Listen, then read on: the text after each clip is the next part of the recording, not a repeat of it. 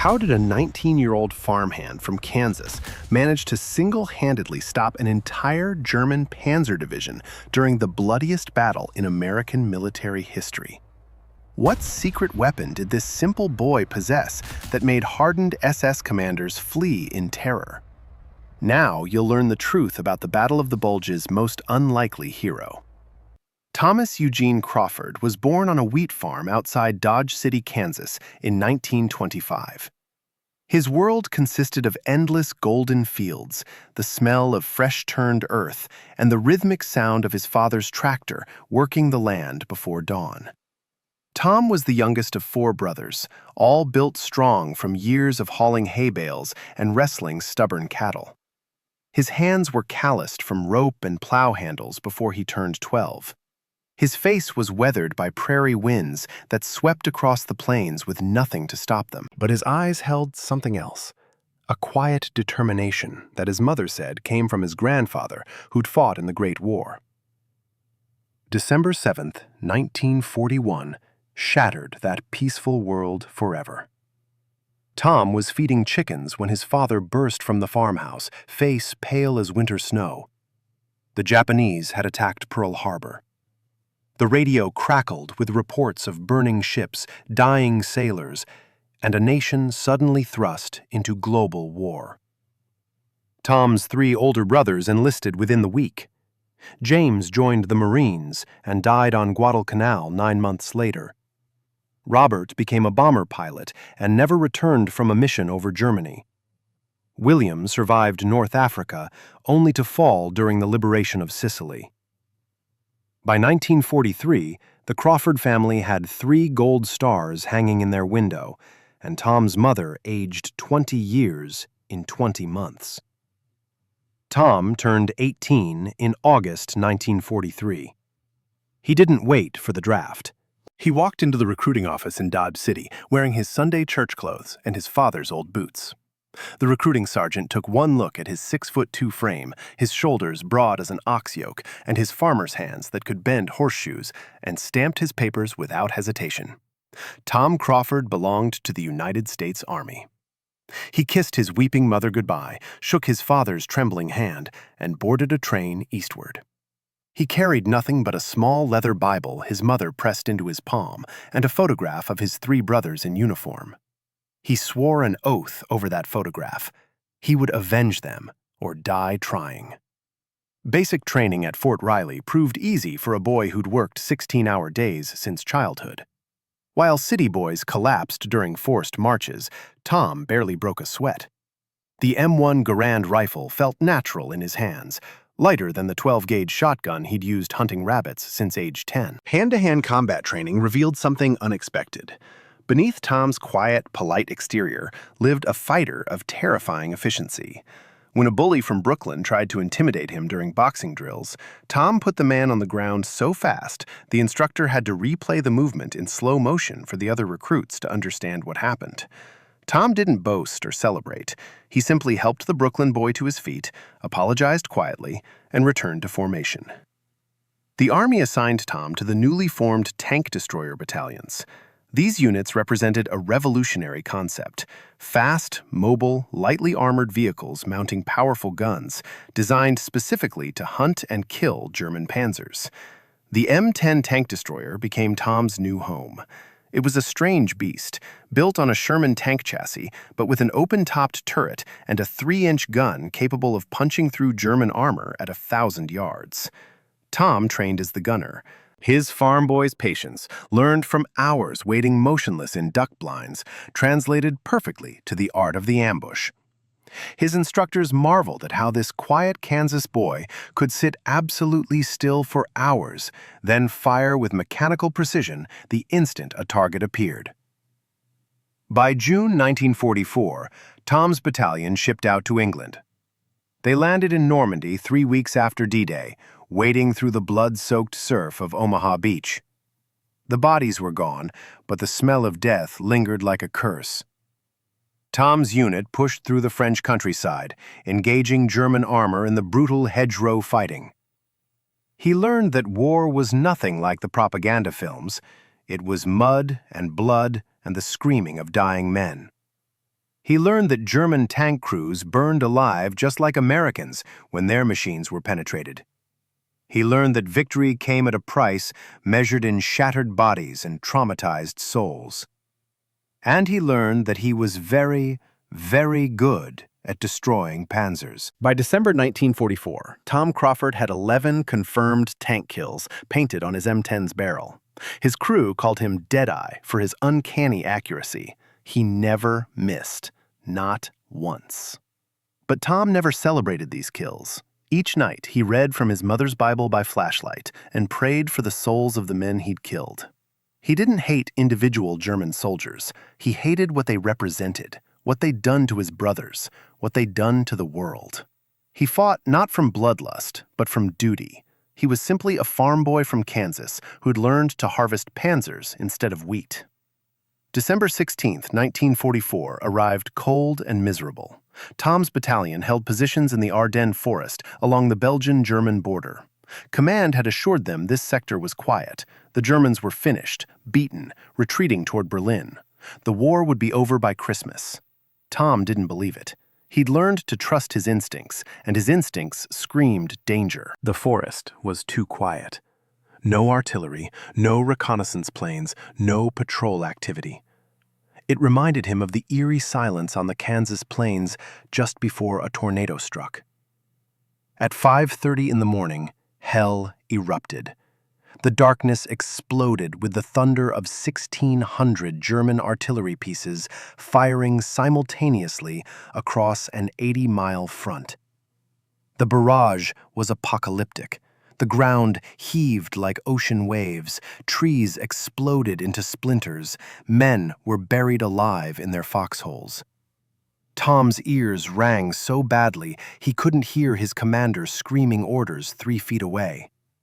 Shells fell like steel rain for 90 consecutive minutes. When the barrage finally lifted, the silence felt more terrifying than the noise. Then came the panzers. Through the morning mist and smoke, German armor appeared like iron ghosts. Not the broken remnants of a defeated army, fresh divisions equipped with the newest tanks. Panther tanks with sloped armor that could deflect American shells. Tiger tanks mounting 88mm guns that could kill at 2 miles. And hundreds of Panzer IVs, the reliable workhorses of the Wehrmacht. Behind them marched tens of thousands of infantry, Volksgrenadiers, and SS fanatics, driven by Hitler's desperate gamble to split the Allied armies and capture the vital port of Antwerp. Tom's battalion commander, Captain Richard Morrison, rallied his scattered tank destroyers. Their orders were simple and suicidal. Delay the German advance, buy time for reinforcements, make them pay for every yard. Morrison was a schoolteacher from Ohio before the war, a gentleman who loved Shakespeare and classical music. War had transformed him into a warrior whose eyes burned with the same cold fury as his men. He positioned Tom's M10 at a crucial crossroads where 3 forest roads converged. If the Germans wanted through, they'd have to go through Deadeye Crawford first. The 1st Panzer appeared at 0700 hours. Tom spotted it through his gun sight, a Panther tank moving cautiously down the forest road, its long 75mm gun sweeping side to side. His loader, a wiry Italian kid from Newark named Angelo Rossi, had a high-explosive round chambered before Tom even asked. Tom's driver, a Cherokee from Oklahoma named Johnny Blackhawk, had positioned their M10 perfectly. Hull down behind a small ridge, only the turret and gun exposed, camouflaged with pine branches. The Germans wouldn't see them until it was too late. Tom waited. His finger rested lightly on the trigger. His breathing slowed to the rhythm he'd learned hunting deer as a boy. The Panther rolled closer. 500 yards. 400. 300. At 200 yards, its vulnerable side armor came into perfect view. Tom whispered a prayer his mother taught him, then fired. The 3-inch shell crossed the distance in less than a second and struck the Panther precisely where the turret met the hull. The German tank shuddered, stopped, and exploded from within as its ammunition cooked off. Black smoke poured from every hatch. Not one crewman escaped. For the next 6 hours, Tom's crew fought like demons. They destroyed 4 more Panzers at that crossroads, each kill a textbook example of tank destroyer doctrine. Wait for the perfect shot, fire, displace immediately before return fire arrives. But the Germans kept coming in endless waves.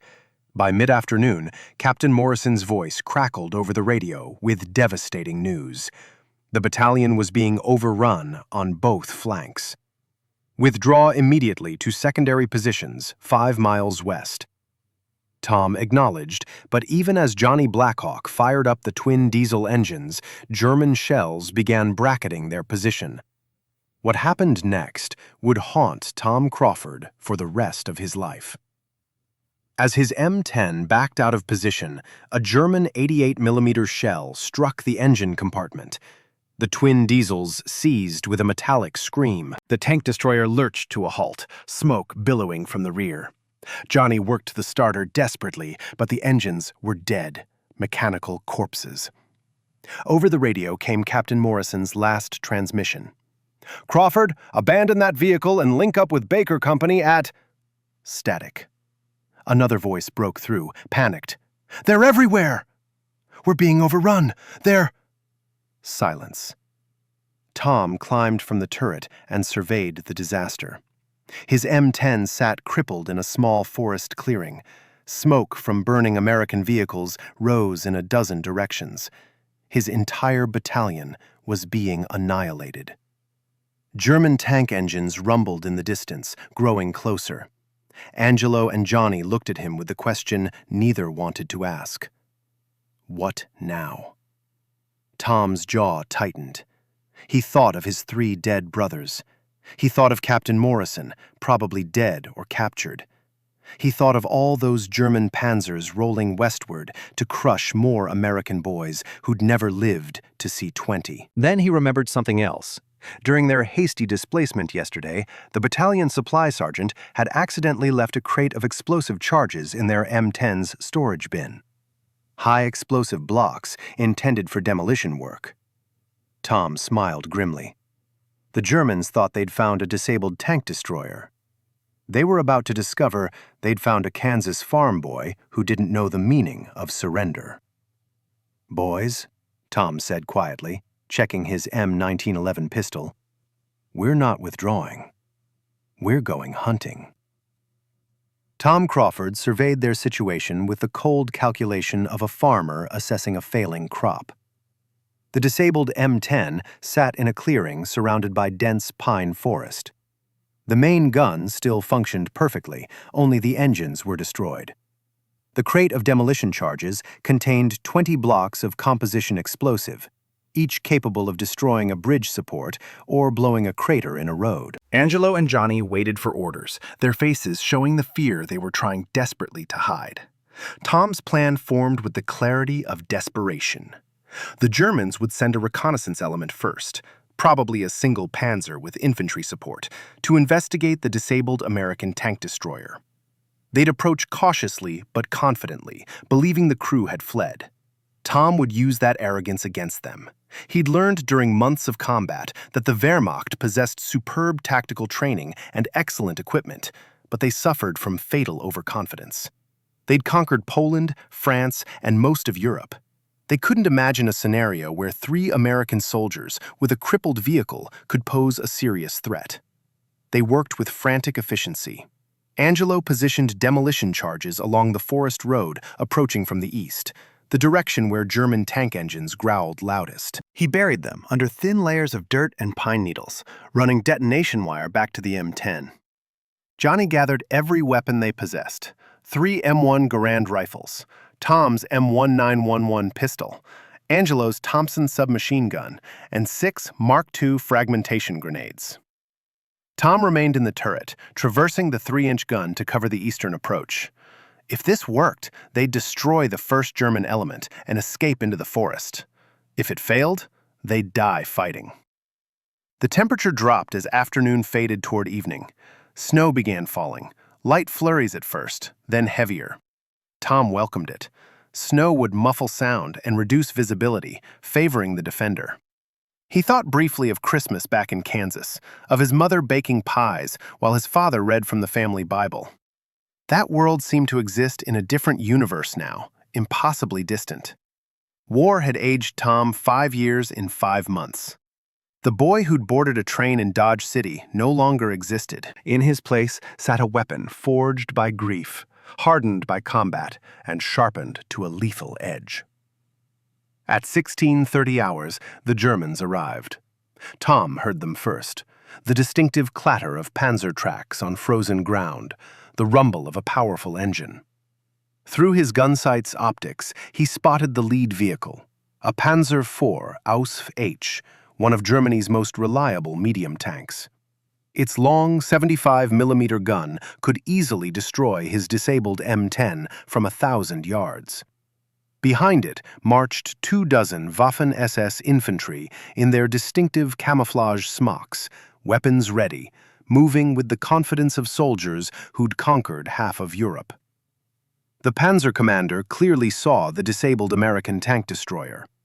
The German tank halted 400 yards distant while the commander studied the situation through his cupola periscopes. Tom remained absolutely motionless, barely breathing. Angelo and Johnny hid in a snow-covered shell crater 30 yards from the M10, invisible unless you knew exactly where to look.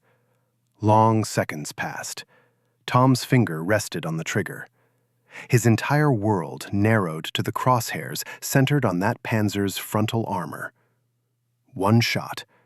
That's all he'd get before they returned fire or scattered. The panzer lurched forward.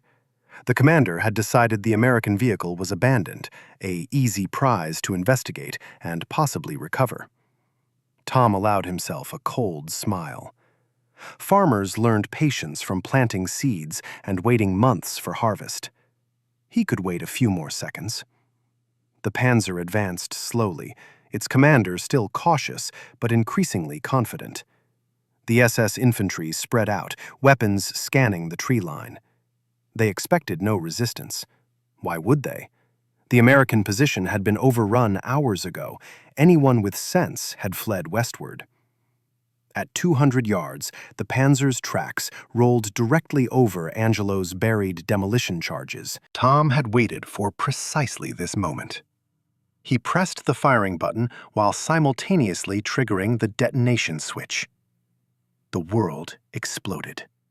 The demolition charges erupted beneath the panzer's belly armor, its weakest point, lifting the 30-ton vehicle completely off the ground. Simultaneously, Tom's 3-inch armor-piercing shell struck the turret face at point-blank range.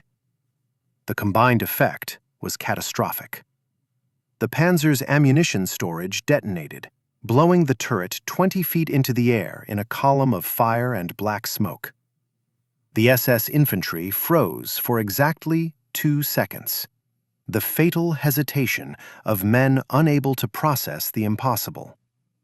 A supposedly abandoned tank destroyer had just destroyed their supporting armor. Before they could react, Angelo and Johnny opened fire from their concealed position. Angelo's Thompson submachine gun chattered in short, controlled bursts, dropping 3 SS troopers before they could find cover. Johnny's M1 Garand cracked with rhythmic precision. 8 shots, then the distinctive ping of the empty clip ejecting. Then 8 more shots. Tom traversed the turret and fired the M10's coaxial 30-caliber machine gun, raking the SS infantry with tracer rounds that looked like red streaks in the gathering darkness. The Germans were veterans, though. Despite their shock, they returned fire with professional discipline. Machine gun bullets sparked off the M10's armor. Rifle rounds whined past Tom's head, the open-topped turret that made the tank destroyer so vulnerable in combat. An SS NCO began shouting orders in German, rallying his men, organizing a flanking movement. Tom recognized the language from newsreels and propaganda. harsh, guttural commands that carried authority even in chaos. Tom had no intention of letting them organize. He grabbed his M1 Garand and 2 grenades, vaulted from the turret, and charged directly toward the German position. It was insane. It violated every tactical principle the Army had taught him. But Tom had learned something during months of combat. Audacity often succeeds where caution fails. The Germans expected the Americans to withdraw or defend. They didn't expect a lone soldier to attack. He covered the ground in a sprinting crouch, using the burning Panzer as cover. The heat was intense. Tom felt his eyebrows singe. Ammunition cooked off inside the wreck, bullets zinging in random directions. He reached the German position just as the SS NCO was positioning his men for their flanking attack. Tom's first grenade landed perfectly in their midst. The explosion was muffled by snow, but the fragmentation effect was devastating. 3 SS troopers went down screaming, clutching shrapnel wounds. The SS NCO turned, his face contorted with rage and disbelief. He was a hard man, probably in his 30s, with the weathered features of a veteran who'd survived the Russian front. He swung his MP-40 submachine gun toward Tom, finger tightening on the trigger. Tom shot him 3 times with the M1 Garand before the German could fire. Center mass, the way his instructors had drilled endlessly during training. The NCO collapsed backward into the snow, his blood spreading in a crimson stain that steamed in the cold air. The remaining SS troopers broke. They'd watched their tank destroyed, their NCO killed, and their assault shattered by 3 Americans who should have been fleeing in panic. They retreated in disorder, leaving their dead and wounded behind. Tom let them go. He had no ammunition to waste on fleeing enemies.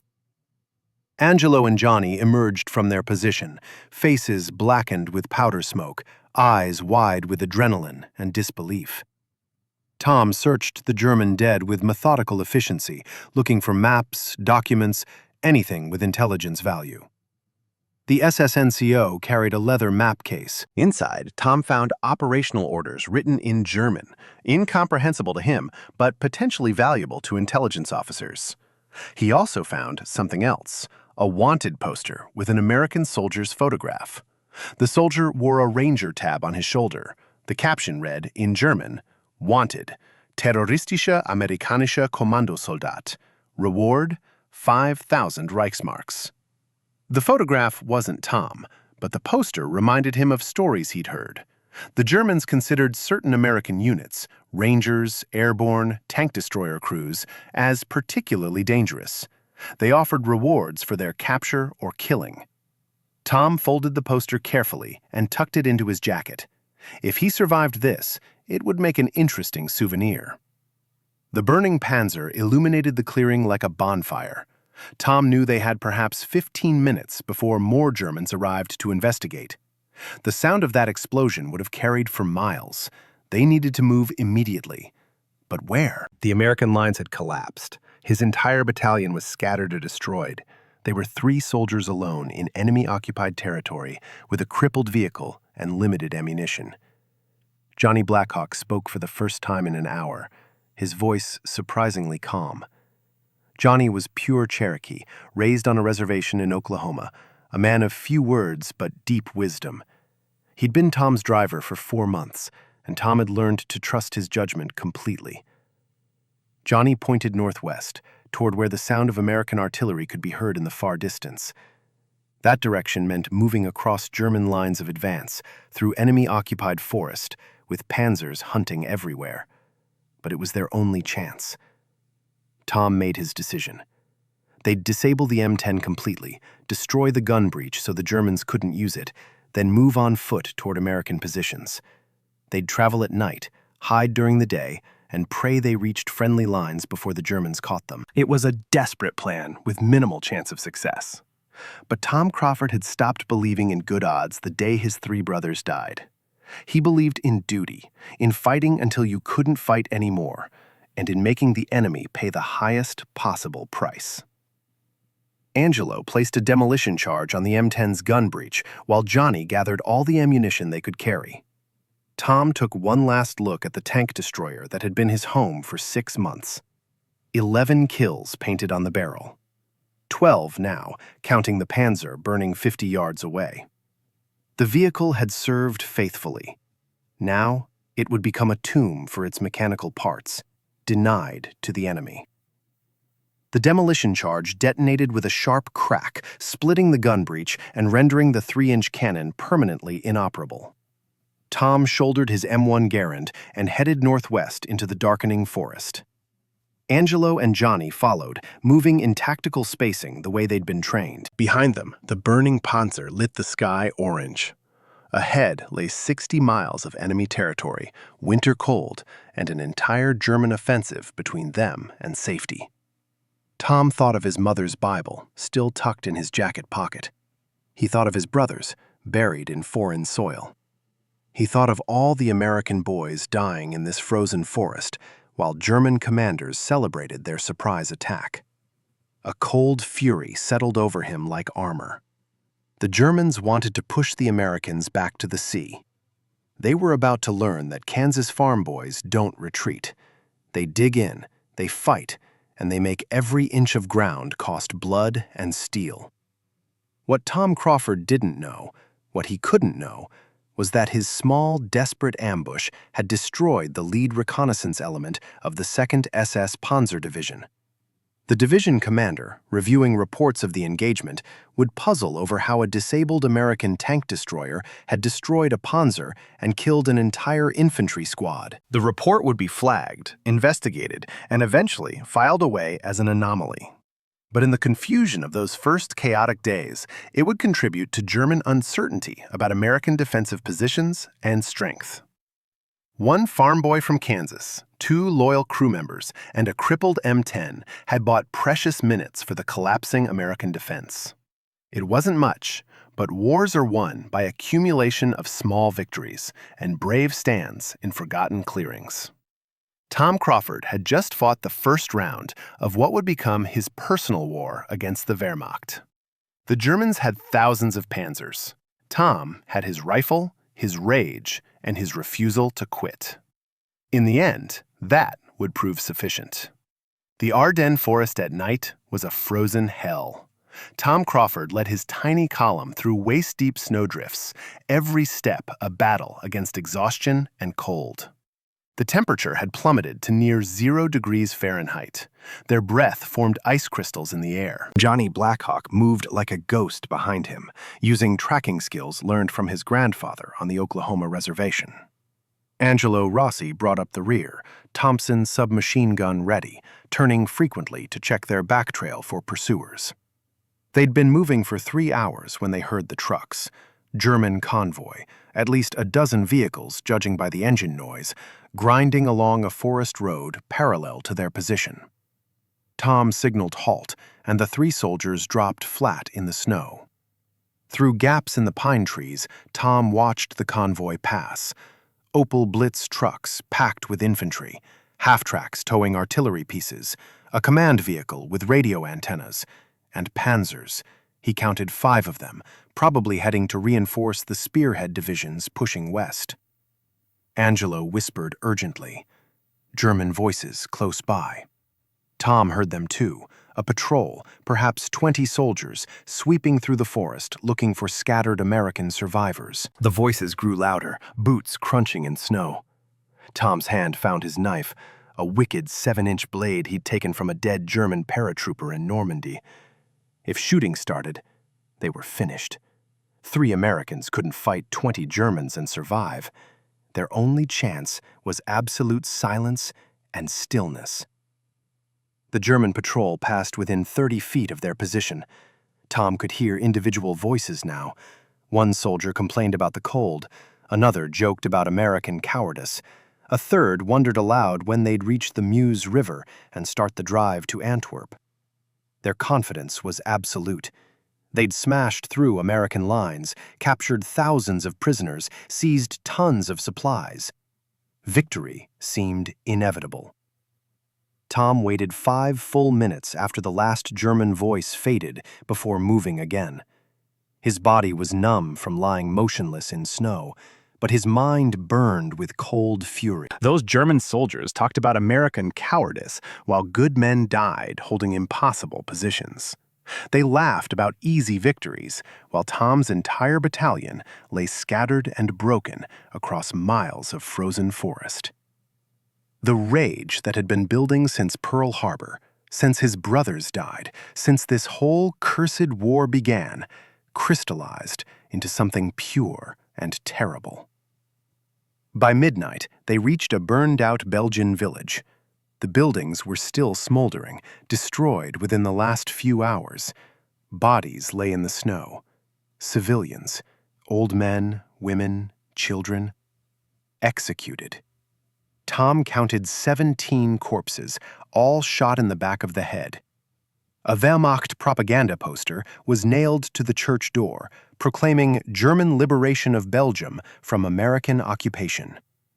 The hypocrisy was staggering. These weren't liberators, they were murderers, hiding behind military uniforms and claims of racial superiority. Johnny discovered something in the rubble of what had been the village inn. A root cellar, miraculously intact beneath the destroyed building.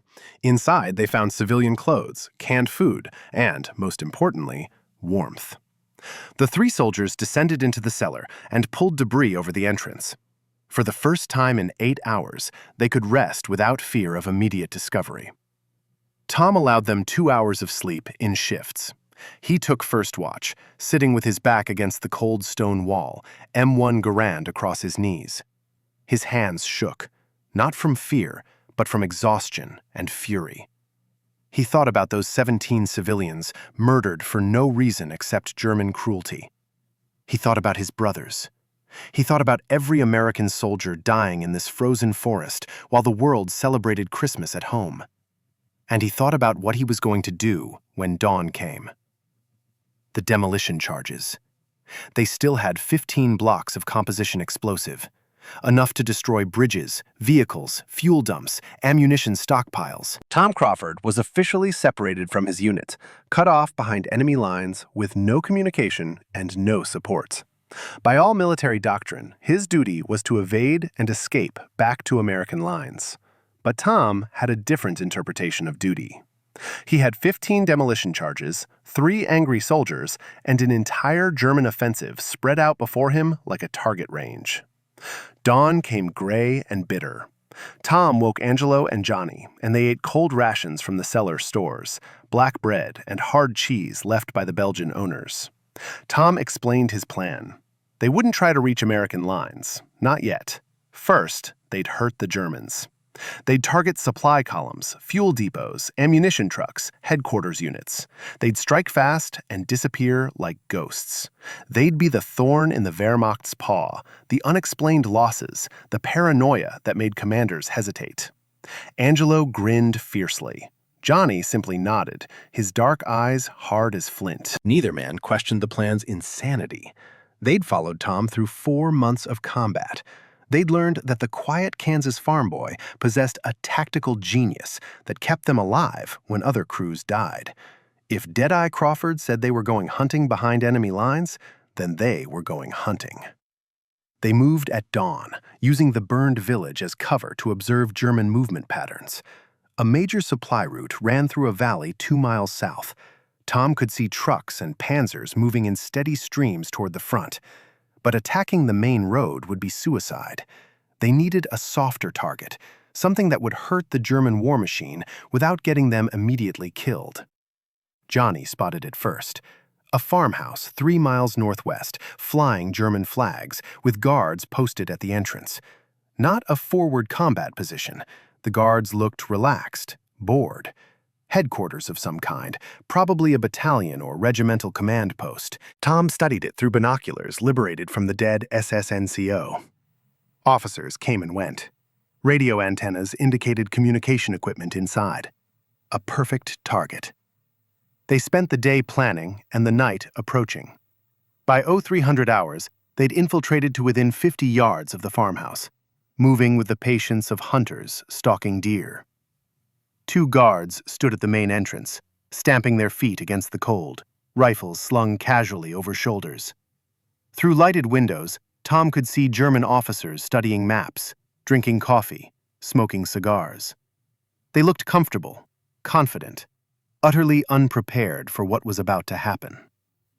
Tom positioned Angelo and Johnny with clear fields of fire covering the entrance. He took 3 demolition charges and circled to the farmhouse's rear. A kitchen window stood slightly open, some cook's attempt to clear cooking smoke. Tom smiled grimly. Carelessness. The Germans had grown so confident in their surprise offensive that basic security was neglected. They were about to pay for that arrogance with their lives. He planted 2 charges against the building's stone foundation, set the timers for 3 minutes, then moved to the front. The guards never saw him coming. Tom's knife took the first man with surgical precision, a hand over the mouth to muffle sound, blade between the ribs to pierce the heart. The second guard turned at his comrade's slight gasp. Tom's M1911 pistol coughed once, suppressed by a field-expedient silencer Angelo had crafted from an oil filter. The guard dropped without a sound. Tom kicked the door open and hurled his last grenade inside. The explosion shattered the warm headquarters environment like a bomb in a church. Officers screamed. Someone shouted orders in German. Tom didn't give them time to recover. He stepped through the doorway, Thompson's submachine gun he'd taken from Angelo blazing. The weapon chattered in short, controlled bursts. Officers died reaching for weapons they'd never fire. Radio operators collapsed over their equipment. In 15 seconds, Tom Crawford had decapitated an entire regimental headquarters. 1 man survived the initial assault. An SS officer, a major by his insignia, had thrown himself behind an overturned table when the grenade exploded. Now he rose, Luger pistol in hand, face contorted with rage and disbelief. He was perhaps 40 years old, with the hard features of a fanatic true believer. Scars marked his face. This was no rear echelon clerk, but a combat veteran. The SS major spoke in excellent English, his voice shaking with fury. "You dare attack us, you American swine? We are the master race. We have crushed your armies." He fired twice. Both shots missed. His hand trembled too badly for accuracy. "You are Untermensch, subhuman filth.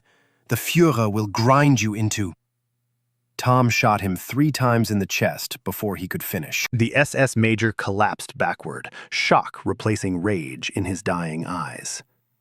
Tom stepped forward and looked down at the dying man. When he spoke, his voice was Kansas flat, as emotionless as commenting on the weather. "I'm an American soldier. We don't surrender. We don't quit. And we sure as hell don't lose to jumped-up bullies in fancy uniforms." The demolition charges detonated precisely on schedule. The farmhouse exploded in a fireball that lit the night sky for miles. Tom, Angelo, and Johnny were already 100 yards away, sprinting toward the forest as German soldiers poured from nearby billets, confused and terrified. Behind them, ammunition stored in the headquarters building cooked off, turning the entire structure into a funeral pyre for the SS major and his staff. For the next 3 days, Tom Crawford waged his private war against the German offensive. They struck at dawn against a fuel depot, destroying 6 trucks loaded with gasoline, using 2 demolition charges placed with surgical precision. They ambushed a courier motorcycle at dusk, killing the rider and seizing documents that revealed German supply routes. They mined a forest road used by armor columns, destroying a panzer and blocking the route for 6 hours while engineers cleared the wreckage. The Germans began to realize something was operating in their rear areas. Patrols were doubled, security tightened around supply dumps. Officers traveled with heavy escorts. But Tom had learned guerrilla warfare instinctively, guided by the same patience and cunning he'd used hunting rabbits on Kansas plains. He struck where the enemy was weakest, vanished before they could respond, and struck again miles away before they'd finished investigating the first attack. By December 20th, German intelligence officers were filing reports about organized American resistance elements operating behind their lines. Some reports claimed dozens of American commandos were conducting coordinated sabotage. Others suggested Belgian resistance had been activated prematurely. None suspected the truth: that 3 soldiers with a handful of explosives were creating chaos far beyond their numbers. Tom's last demolition charge went into a railroad bridge on December 21st. The bridge carried German supply trains from the rear areas to forward combat units. Its destruction would force supplies to detour 30 miles through congested forest roads. Tom and his crew planted the charge at midnight, timed to detonate when the morning supply train crossed. They watched from a distant hillside as the train reached mid-span and the charge exploded. The bridge collapsed into the ravine, taking the train with it. Ammunition cars detonated in a spectacular fireball. Secondary explosions continued for an hour, but their luck was running out. German patrols had been tracking them, following the trail of destroyed targets back toward their general operating area. At dawn on December 22nd, while Tom's group sheltered in an abandoned barn, a full company of Wehrmacht infantry, supported by 2 panzers, surrounded their position. A German officer with a loudspeaker called for surrender in heavily accented English. They were surrounded, outnumbered, outgunned. Resistance was futile. Surrender, and they'd be treated according to the Geneva Convention. Tom looked at Angelo and Johnny. Their ammunition was nearly exhausted. They had no explosives left. They hadn't eaten in 24 hours. By any rational calculation, they should surrender. But Tom Crawford thought about his dead brothers. He thought about those 17 Belgian civilians murdered in the village. He thought about the SS major's words about American cowardice and Untermensch. He thought about every lie the Nazis had told themselves about racial superiority and inevitable victory. He chambered around in his M1 Garand and looked at his crew. "We're Americans. We fight." Angelo and Johnny didn't hesitate. They took positions at the barn windows, weapons ready. Outside, the German officer on the loudspeaker waited 30 seconds for response, then sighed and gave the order to attack. Machine guns opened fire, bullets tearing through the barn's wooden walls like tissue paper. Panzers advanced, their main guns targeting the structure. Tom Crawford smiled grimly and prepared for his last stand. Then the world exploded with American artillery. The first salvo of American 105mm howitzer shells screamed overhead like the voice of an avenging god. They impacted among the German infantry with devastating precision, throwing bodies and equipment skyward in fountains of frozen earth and steel fragments. Tom pressed himself flat against the barn floor as the building shook from nearby explosions. Through gaps in the wallboards, he saw German soldiers scattering in panic, their organized assault dissolving into chaos. The panzers attempted to withdraw, engines roaring as they reversed away from the killing zone. One made it 20 yards before an American tank destroyer shell, Tom recognized the flat crack of a 3-inch gun, struck its turret ring and penetrated the armor. The crew bailed out as flames erupted from the engine compartment. The second panzer tried to flee cross-country, but through a track in a drainage ditch, immobilizing itself perfectly for American gunners to finish at their leisure. Through the smoke and confusion, Tom heard the most beautiful sound in the world: American voices shouting in English, the clatter of M1 Garand rifles firing in disciplined volleys, the distinctive chatter of Browning .30 caliber machine guns. He risked a glance through a shattered window and saw them. American infantry in winter camouflage advancing in textbook fire and maneuver tactics, supported by 3 M10 tank destroyers. His own unit's markings. His battalion had survived. Tom scrambled to his feet and kicked open the barn door, hands raised high to avoid being shot by his own side. "Americans! Friendlies! Don't shoot!" Angelo and Johnny followed, all 3 men filthy, exhausted, looking more like scarecrows than soldiers. The advancing infantry almost fired anyway before a sergeant recognized the M10 crew patches on their torn jackets. Within minutes, they stood before Captain Richard Morrison, who Tom had assumed dead 6 days ago. Morrison looked like he'd aged 20 years. His face was drawn, eyes haunted by sleepless nights and terrible decisions. But he was alive, and he grabbed Tom in a fierce embrace that neither man would have considered appropriate before the battle. War changed formalities. Morrison had lost half his battalion. Every survivor was precious beyond measure. The story emerged over the next hour as medics checked them for wounds and cooks forced hot coffee and rations into their hands. Morrison's command had been scattered but not destroyed. They'd rallied at Bastogne, where the 101st Airborne Division and attached units were holding a desperate perimeter against encircling German forces. General Anthony McAuliffe commanded the defense with grim determination. When Germans demanded surrender, he'd sent back a one-word reply: nuts. Now the surrounded Americans were making the Wehrmacht pay in blood for every yard. Morrison's battalion had been ordered to conduct aggressive patrols outside the Bastogne perimeter, disrupting German supply lines and gathering intelligence. When his reconnaissance element had spotted the German company surrounding the barn, Morrison had called in artillery and attacked immediately. Only afterward did he discover he'd rescued his best tank destroyer crew.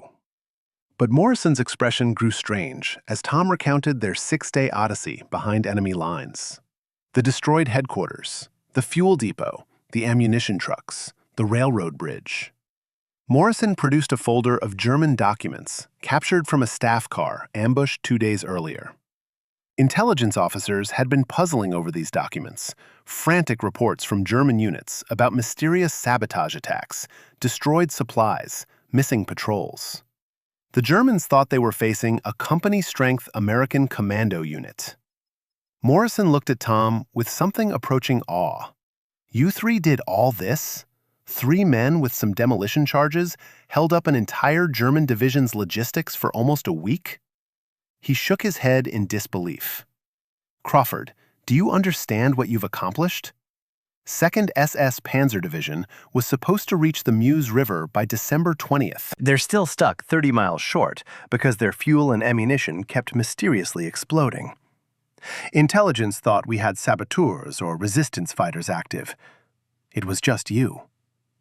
Tom shrugged, uncomfortable with praise. "We just did what needed doing, sir. Couldn't let them have easy roads while our boys were dying."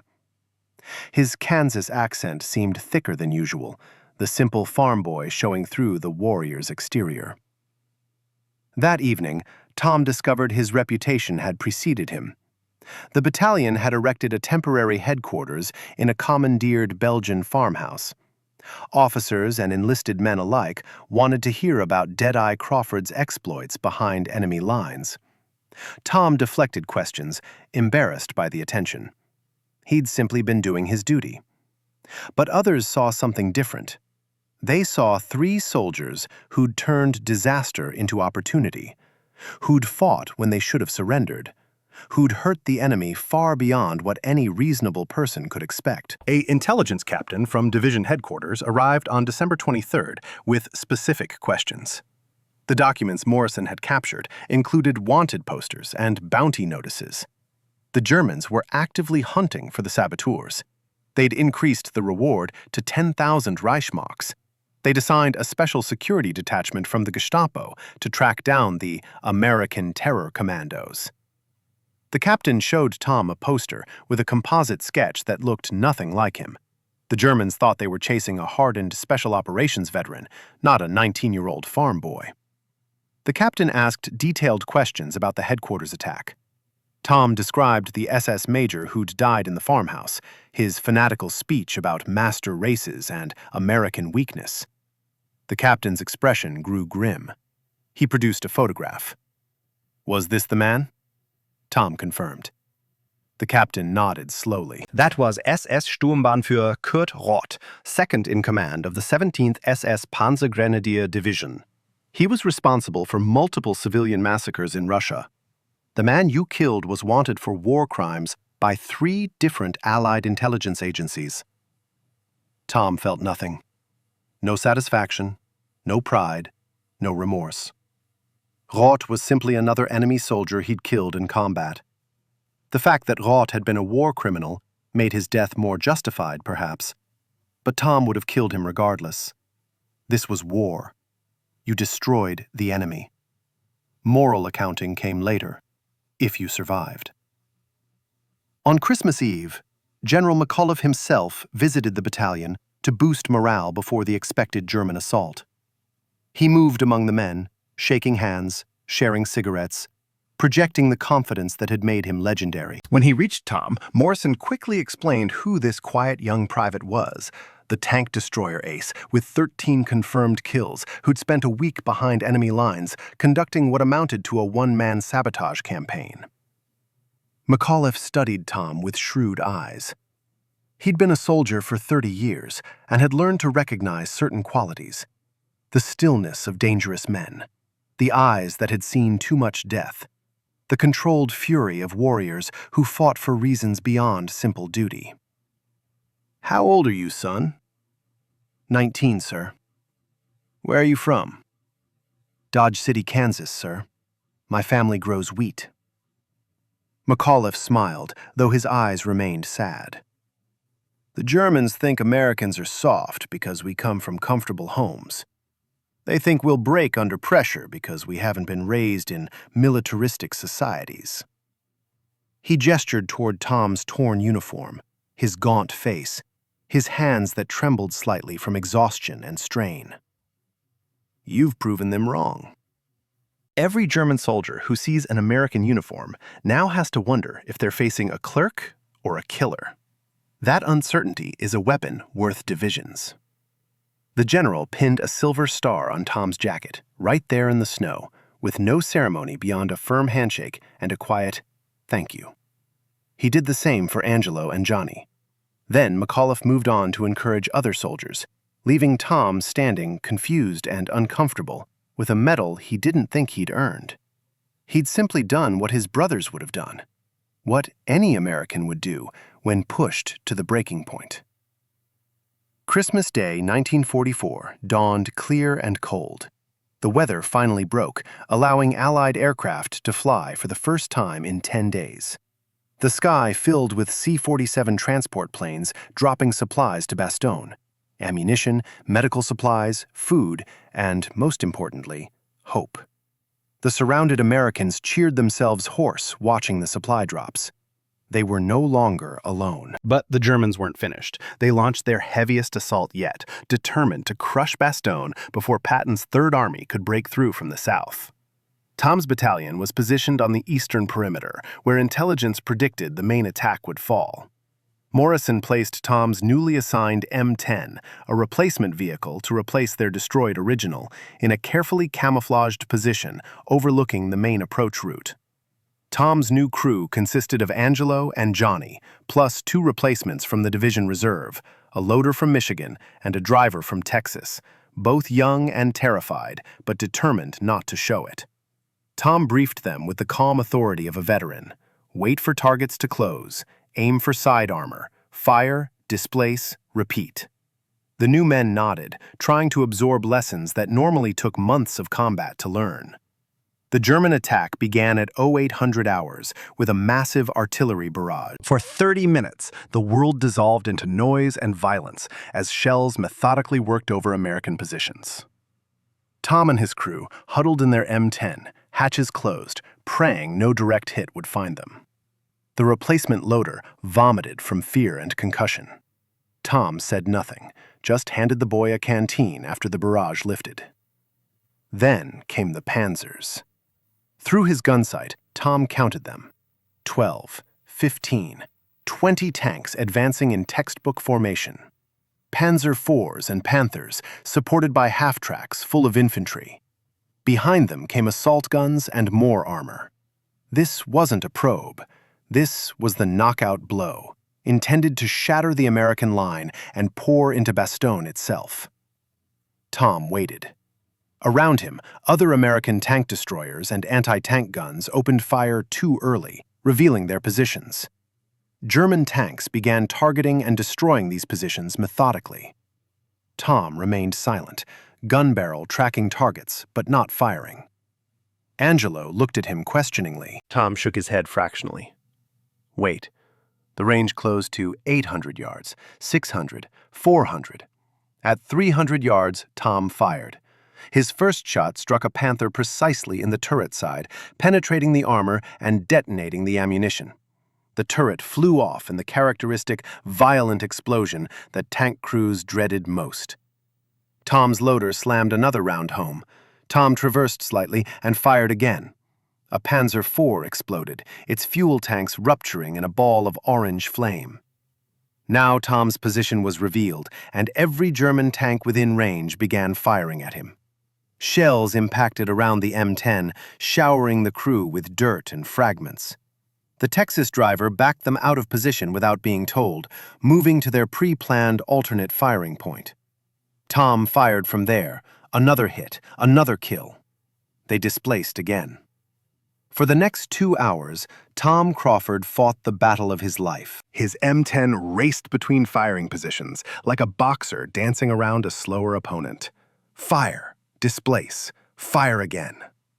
The replacement crew performed magnificently, terror transformed into practiced efficiency by Tom's calm example. By 1000 hours, Tom had destroyed 7 German tanks. His gun barrel was so hot the paint had burned off. Spent shell casings filled the turret floor, ankle deep, but the Germans kept coming. For every Panzer Tom destroyed, 2 more appeared. The American line was bending under impossible pressure. Units on Tom's flanks reported being overrun. German infantry had penetrated the perimeter in 3 places. Morrison's voice on the radio sounded strained. They were going to be pushed back or surrounded. Again. Tom refused to accept it. He'd lost his brothers to this war. He'd lost his innocence, his youth, and pieces of his soul in French hedgerows and Belgian forests. He'd be damned if he'd lose this position to a bunch of SS fanatics who thought Americans were soft. He ordered his driver to take them forward, not back towards safety, but forward toward the German lines. Angelo stared at him.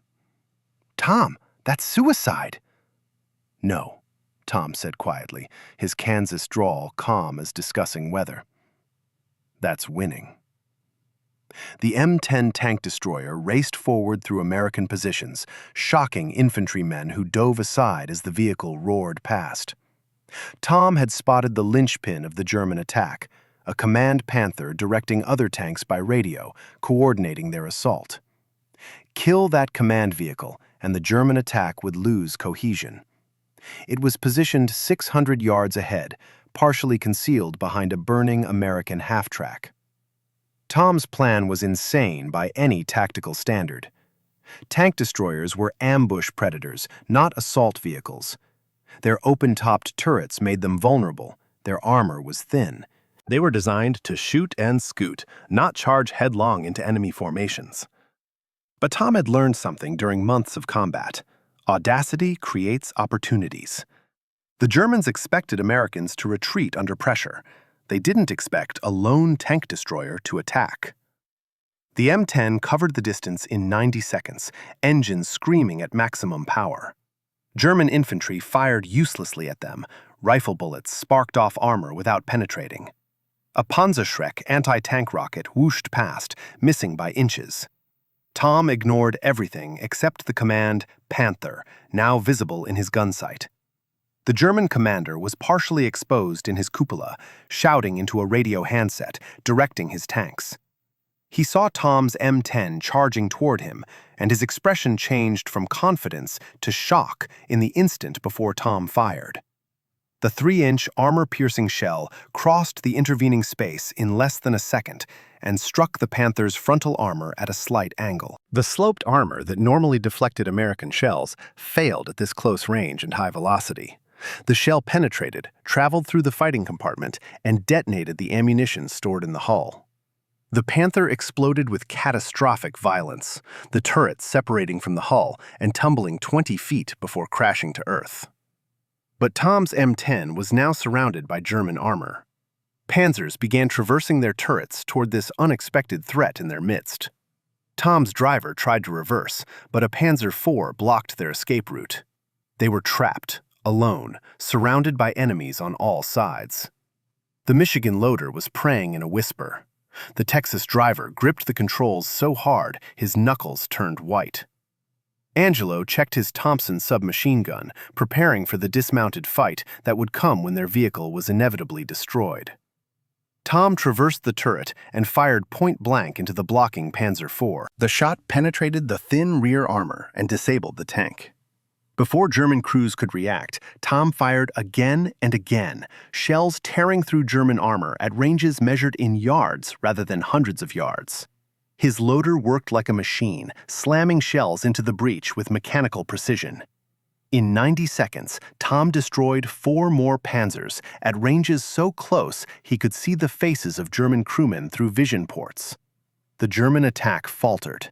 Losing the command vehicle had disrupted their coordination. Now an American tank destroyer, one lone vehicle that should have been destroyed a dozen times, was wreaking havoc in their midst. German tanks began withdrawing, seeking distance to engage safely. But distance was Tom's advantage. At 500 yards, his accuracy was legendary. At 200 yards, surrounded and desperate, he'd become death itself. American infantry counterattacked, seeing their opening. They surged forward, weapons blazing, pushing the confused Germans back. More American tank destroyers moved up to exploit the gap Tom had created. Within 20 minutes, the German assault had collapsed entirely. Broken Panzers littered the battlefield, smoking funeral pyres for their crews. German infantry retreated in disorder, leaving their dead and wounded behind. Tom's M10 sat motionless in the center of the carnage, engine ticking as it cooled. The crew emerged slowly, unable to believe they'd survived. Around them lay the wreckage of 7 Panzers, all destroyed in less than 15 minutes of the most intense combat any of them would ever experience. Tom's uniform was soaked with sweat despite the freezing temperature. His hands shook uncontrollably now that the adrenaline was fading. He sat on the M10's fender and lit a cigarette with trembling fingers. Morrison arrived in a jeep 15 minutes later. He surveyed the battlefield, counted the destroyed German tanks, and looked at Tom with an expression that mixed awe and something approaching fear. "Crawford, what you just did was impossible. Tank destroyers don't charge. They don't survive being surrounded. They definitely don't destroy 7 Panzers in close combat." Tom took a long drag on his cigarette. "Nobody told the Germans that, sir." December 26th brought deliverance to Bastogne. General Patton's Third Army smashed through the German encirclement from the south, his tanks grinding forward through snow and enemy resistance with the relentless momentum that had become his trademark. The link-up occurred at 1650 hours when lead elements of the 4th Armored Division made contact with the 101st Airborne's perimeter. The siege was broken. Bastogne had held. Tom Crawford watched the relief column arrive with mixed emotions. Relief, certainly. They'd been on starvation rations for days, ammunition was critically low, and every man was exhausted beyond human endurance. But also disappointment that the fight was ending. Some part of Tom had transformed during those desperate weeks. The farm boy from Kansas who'd boarded a train in Dodge City 2 years ago no longer existed. In his place stood something harder, colder, shaped by loss and forged in combat into a weapon of terrible efficiency. The battalion was pulled off the line for rest and refit on December 27th.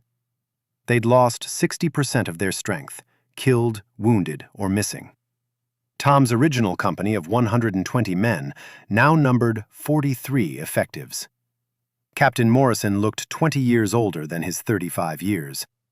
The survivors moved like ghosts, speaking in quiet voices, eyes haunted by things they'd seen and done. But the war wasn't over. The German offensive had been blunted, but not broken. Fighting continued across the Ardennes as American forces counterattacked to regain lost ground. Intelligence reported that SS Panzer divisions were regrouping for another assault. The Wehrmacht was wounded, but still dangerous, like a cornered animal fighting with the desperation of the doomed. On January 2, 1945, division headquarters summoned Tom. He reported wearing a clean uniform for the first time in 3 weeks, though no amount of washing could remove the gauntness from his face or the darkness from his eyes. A full colonel he'd never met waited in the headquarters tent, along with 2 men in civilian clothes who introduced themselves as Office of Strategic Services officers. The colonel got straight to the point. "Private Crawford, your actions during the Bastogne siege have been documented by Captain Morrison and verified by multiple witnesses.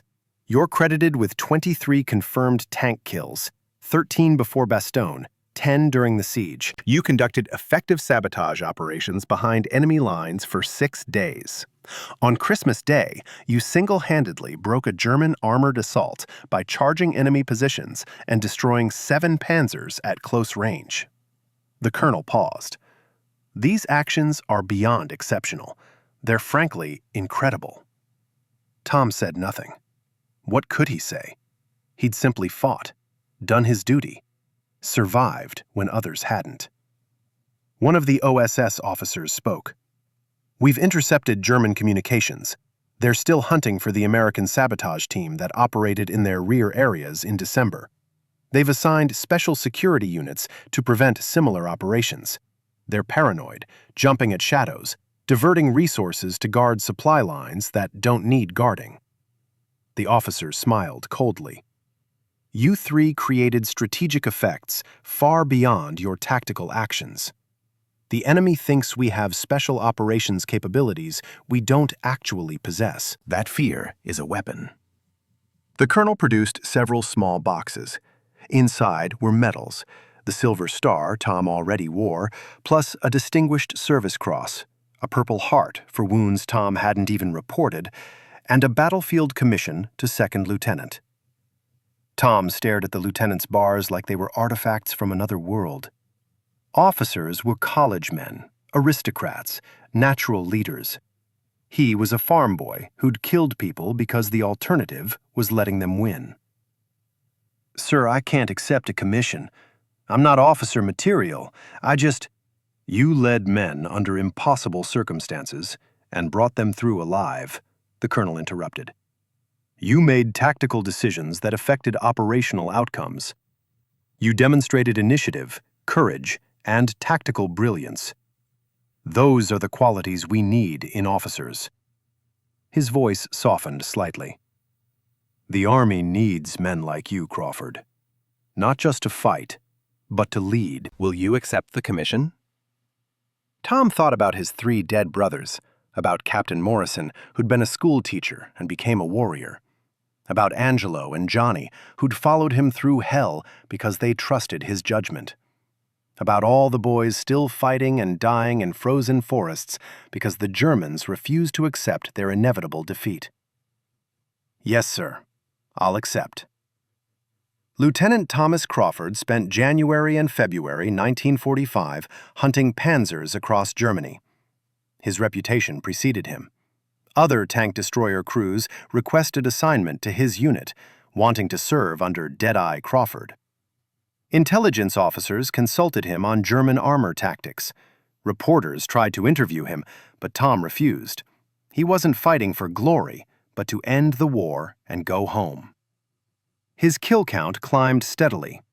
25, 30, 35. Each destroyed Panzer represented German combat power eliminated, enemy soldiers killed or captured, incremental progress toward final victory.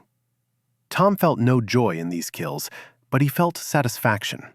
Every Tiger tank burning on a German roadside was one less weapon that could kill American soldiers. The Germans learned to fear American tank destroyers in general, and Crawford's unit specifically. Captured enemy documents revealed that Wehrmacht commanders had issued warnings about Amerikanische Panzerjäger, American tank hunters, who used unconventional tactics and showed no fear of superior German armor. Some reports specifically mentioned an American officer who led from the front and never missed. German crews began surrendering rather than fighting when they realized they faced tank destroyers. On March 7th, Tom's battalion participated in the capture of the Ludendorff Bridge at Remagen, the only intact Rhine River crossing. His tank destroyers provided overwatch as engineers defused German demolition charges while enemy artillery rained down, trying desperately to destroy the bridge. Tom's crew destroyed 3 German tanks attempting to approach the bridge, buying precious time for American forces to establish a bridgehead on the east bank. The bridgehead would become the launching point for the final drive into Germany's heartland. April brought the war's endgame. German resistance collapsed as Allied armies drove deep into Germany from west and east. Cities fell in rapid succession.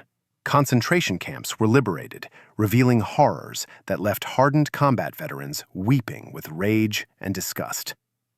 Tom saw Buchenwald 3 days after its liberation. The skeletal survivors, the mass graves, the systematic machinery of industrial murder. It all confirmed what he'd known since Pearl Harbor. This war was righteous.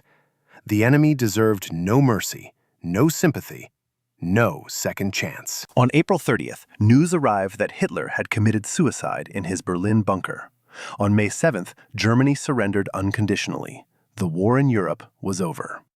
Tom Crawford stood in a German village square when the news arrived, surrounded by his crew and fellow soldiers.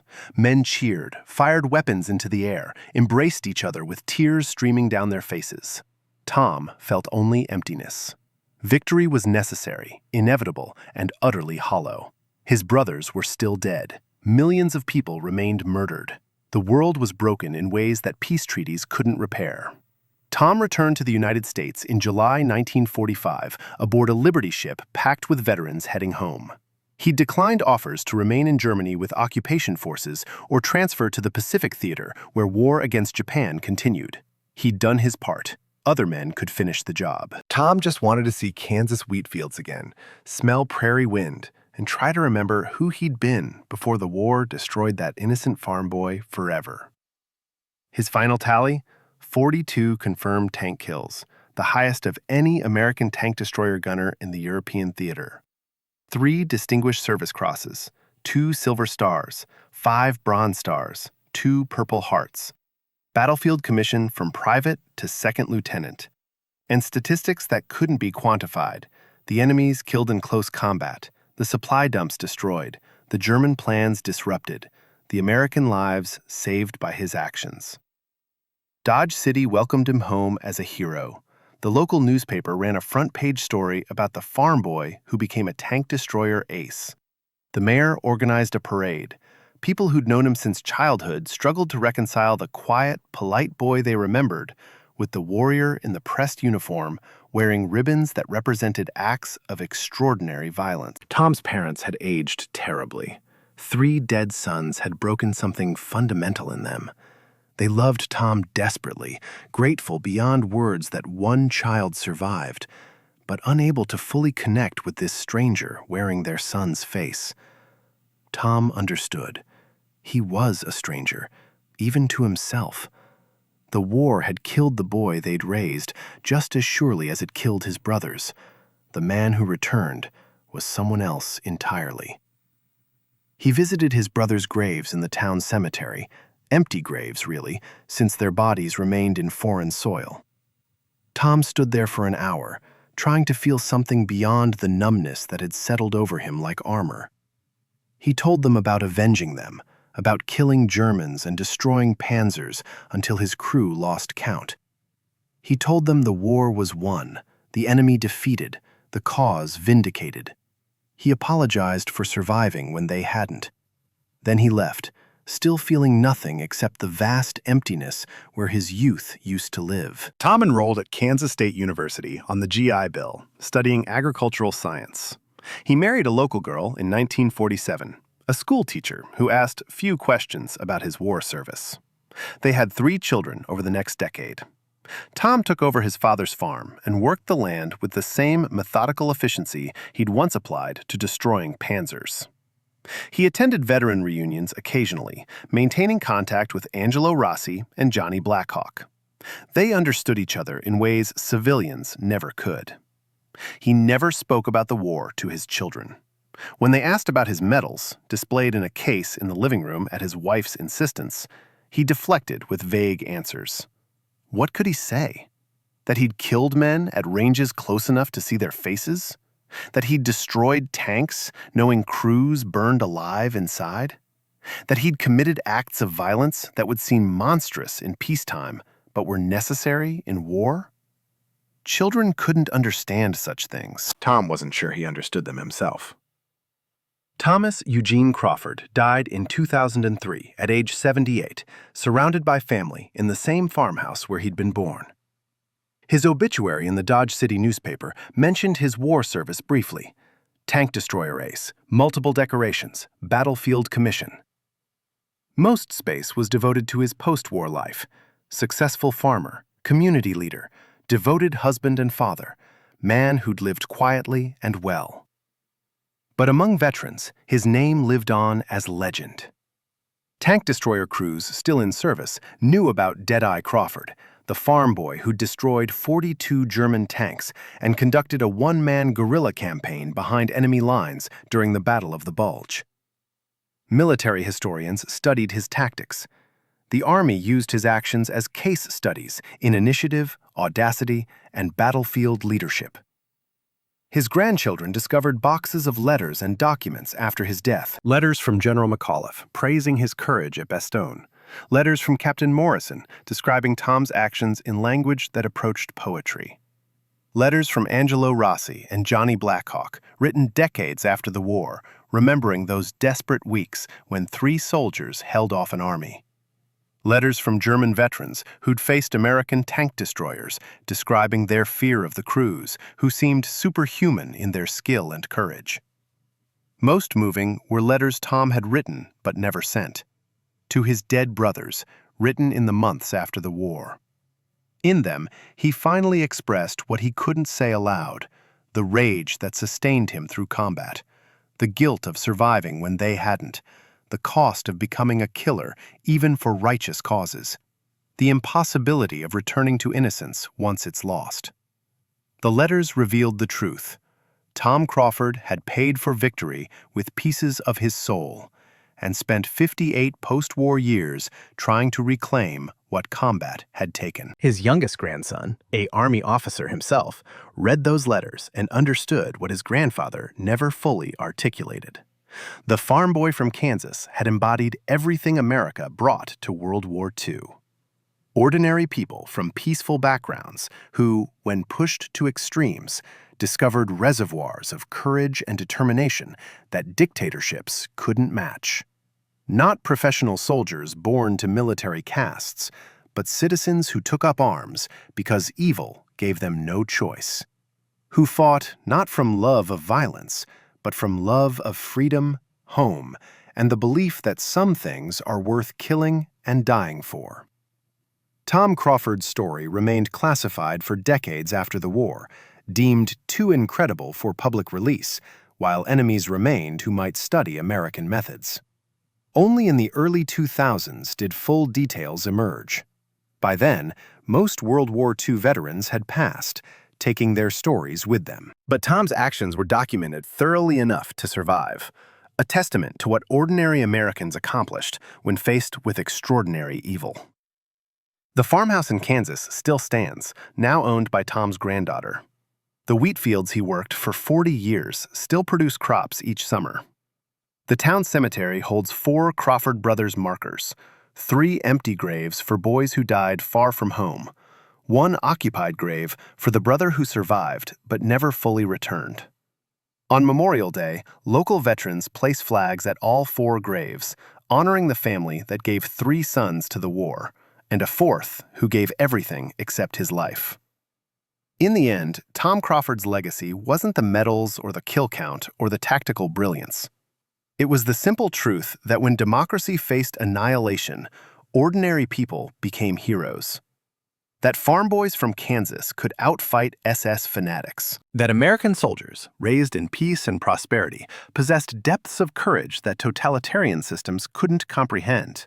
That the nation built on freedom and individual dignity, when pushed to the brink, would produce warriors capable of destroying any army that threatened those principles. The Germans thought Americans were soft, decadent, unable to match the hardness of soldiers raised in militaristic cultures. Tom Crawford and 10 million Americans like him proved them catastrophically wrong. They'd been farm boys and factory workers, students and clerks. The war transformed them into the finest fighting force the world had ever seen.